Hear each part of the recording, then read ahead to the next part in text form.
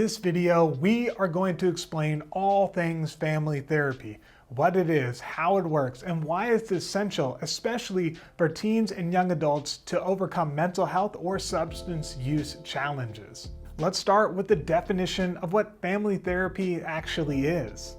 Family therapy, the way we organize it at Sandstone, is doing multifamily groups as well as individual family sessions. So in multifamily group, we might cover more curriculum heavy content. And in our individual sessions, we are going to really work through some of the interactional patterns that are maintaining their family's problem. And that right there is the crux of family therapy. So when we think about being a part of a system, we think about all the different types of pattern interactions that we are born into a family, and those patterns of interactions feel normal. And as a child, we begin to adapt to those patterns.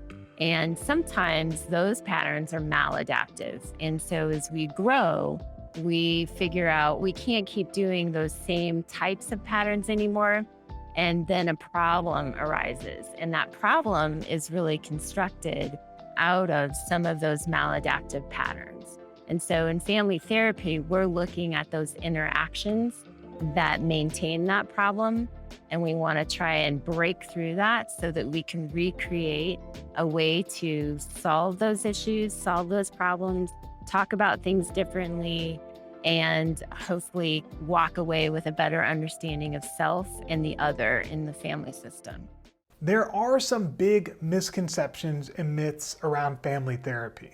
So I think one of the concerns is I'm going to bring my young person to you and you're going to fix them. And then I'm going to pick them up when this is all done and everything is going to be better. And the biggest challenge that a lot of families have to face is that the problem itself is maintained through the family system. And what the family has been trying to do to dislodge that problem isn't working. And so a lot of times families identify the one person who has the most problems as the one who needs to do the most change.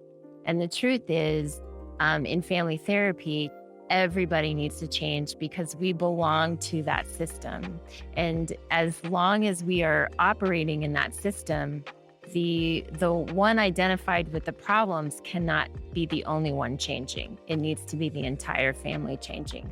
So that doesn't necessarily mean that families have been doing anything wrong or have created a family sin, so to speak, but rather what needs to be different is the way in which they interact with the individual and the way they interact with the problem. But why is family involvement so important? For young adults especially, aren't they supposed to be figuring out life on their own by now and, becoming more independent? This is why family therapy is so important, especially in addictions, because when, evidence shows that when families come and support their loved one and they create change, they set the template for change, which gives permission for the young person to create change. And so as mom and dad or whoever fill those roles begin to change because they're going through our family program, the young person says, wow, if mom and dad can change and they were really rigid, maybe I can change my beliefs too. And so that myth busting around, I'm just going to bring you my kiddo, you make them all better, and I will pick them up and we go back to the way it was. It's not like that at all. Young adults bring their parents to family group and they're having conversations that they've never had before. And they think, I never even knew that my young adult was thinking about these things and curious about me in this way as their parent.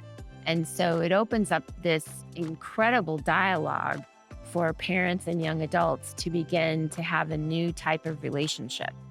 And with adolescents, adolescents are not particularly warm and fuzzy towards their parents. And that's okay. It's supposed to be like that. And at the same time, while we're creating an opportunity for the adolescents to individuate, we also want to create an opportunity for the parents to talk about how it feels when their child is individuating and struggling at the same time. Because the tendency for parents of adolescents is to over control. And that is not what we want to do. We don't necessarily want to over control. We want to give it the right balance, strike a right balance, and be able to allow the adolescent to form their own beliefs and their own opinions and their own attitudes while creating a structured, firm, but comfortable left and right limits for the adolescent. So usually by maybe session 5 or 6, they go, I get it now. I can see where this is getting better. Initially, it can be a bit of a challenge, but eventually parents graduate and their kids graduate from the program and they are relieved because they feel well prepared to take their kiddo home and provide the structure that is needed. That whole not being over controlling thing, that's really hard. How do you create an environment that is supportive to them getting better without doing too much? We have to accept that our role as parents shifts when we are parenting teenagers. So instead of managing everything for them as we might have done when they were smaller, we now become somewhat of a consultant, so to speak. So we really allow the kid to look at the course of their behavior and how they're feeling associated to that and determine for themselves, does this fit with who you are constructing yourself to be? And a lot of times parents want to over control in order to protect. But what really happens as a result of that is a greater pushback, and it entices. The unknown is very enticing for an adolescent.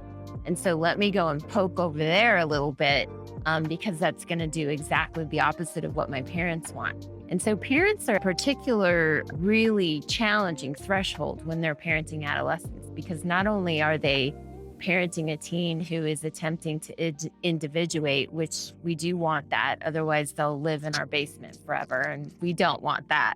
Boundaries are important for everyone, but especially for teens. How do you set boundaries for teens? We do want to be able to create boundaries and safety for them to explore psychologically who they are without attaching the behaviors that are going to be harmful to them. And so the way in which we do that is we have conversations, we have dialogue, and parents really have to work at not lecturing. They have to work at not having their own emotional responses. Kids will turn off what their parents have to say when parents start saying, back in my day, or I was never allowed to. And kids are really good at coming up against that and giving all kinds of examples that just exasperate the parents. And then the conversation can just fall flat. Oftentimes, when someone we love shares a struggle they are having, there is this knee-jerk reaction to just fix the problem. But what is not natural is just listening without judgment. But how do we do that? Alongside not lecturing, it's allowing your kid to talk to you about the things that it might shock you internally, but they need you to be able to work out what it is that they're experiencing in their peer culture and at their school and in our media heavy culture. What kinds of dynamics are they working through? And I really want to create for families the concept that you can handle what your kiddo is wrestling with, because chances are you wrestled with that also. Maybe not in the same way, but we have to try and keep that space, that psychological space, safe and open and free of judgment for kids to be able to come to us and say, this is what I don't understand. And that's one of the things that we work on in multifamily group is creating that kind of openness.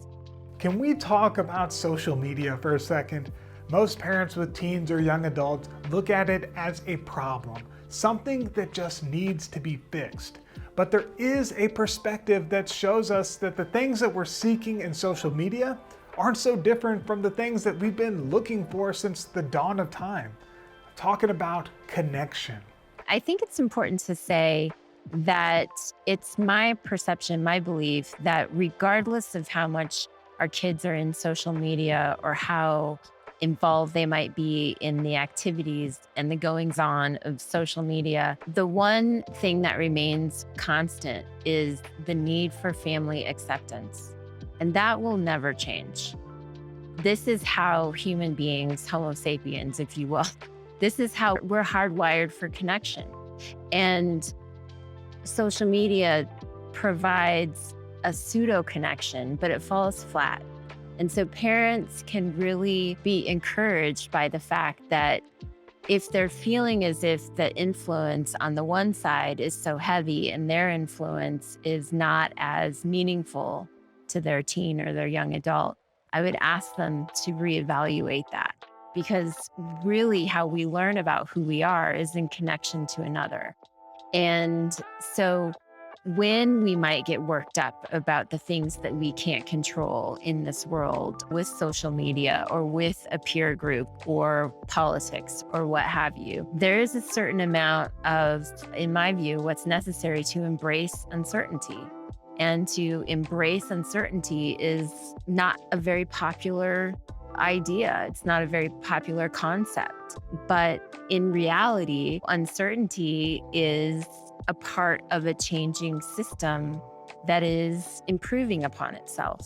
And so allowing for dialogue to be had with our teen about, back in my day, I didn't really have this. We had other types of things. Like when I was in high school, you were voted most popular, best dressed, or most likely to succeed, or all of that kind of stuff. And I think people were always vying for top position to some degree. And I don't think that has changed so much. It shows itself differently, I think, with social media. And it seems as if people care more. However, I think one of the things that I see that remains very constant is the need for family togetherness. Family togetherness. It might sound simple, but in the hustle of everyday life, this is the easiest thing to lose track of. But how do we foster family togetherness? We have the need to be separate and individual, but we also have the need to be together. And that cohesiveness can be regained every day in the family system by just doing one simple activity together. Usually it's dinner, but if it can't be dinner, it can be something else, like going to Dairy Queen to get an ice cream or taking a walk, or something that says, this is what separates us as a family from everything else. And make no mistake, your teen, or especially your teen, wants to know that they still belong.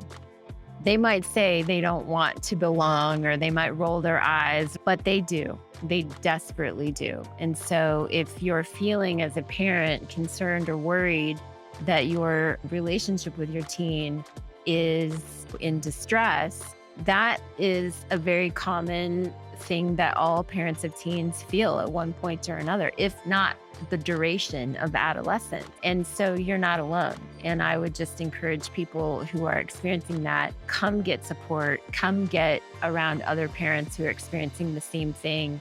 When a parent finds out that their kid is using or might even be addicted to substances, it is often followed by feelings of guilt. What did I do wrong? Am I a bad parent? But Stacie wants us to know that addiction is a disease. And the last thing that we should do when we find someone we love swept up in it is cast blame. Especially when it comes to substance use in teens. It's very prevalent, obviously. Different types of drugs than parents might have ever thought of or been exposed to are now what their child is addicted to. And there is a strong moral question around that at times. And we have to bust through that a lot of times about, have I done something wrong as a family? Have I done something wrong as a parent? And I would just say to that, let's take the morality out of addiction and set that aside, because that's not really what addiction is about. It's not a moral issue necessarily. It is one of trying to create a new way of being within self and within the family system. And the addiction, it might be passed down genetically, it might be learned, it could be the neighborhood that we grow up in. Lots of different things contribute to that. But the family system will always be an important part that we belong to, and that we should feel the weight and the importance of being connected to our family is lifelong. If you think about it, isn't all therapy family therapy? Don't we all come into this world carrying the lives and history and worlds of our family inside of us, their struggles and their triumphs? I don't just come to you as an individual. I come to you with all of my history that's invisible. I bring my family's history and their family's history and their family's history.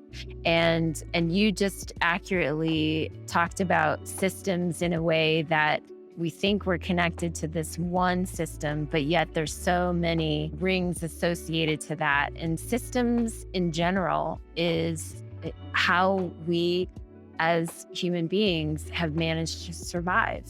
And it will continue to be like that. And so the need to turn toward each other and say, I'm struggling with something, will always be a truth that we can rely on.